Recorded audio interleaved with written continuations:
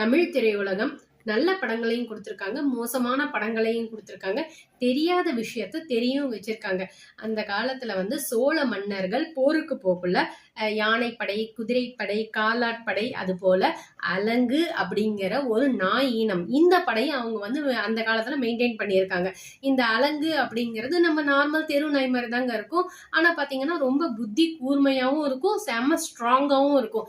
இது ஒரு குதிரையவே தள்ளிவிடும். இந்த அலங்கு அப்படிங்கிற நாய்ப்படை அந்த காலத்துல மெயின்டைன் பண்ணி இருந்திருக்கிறாங்க.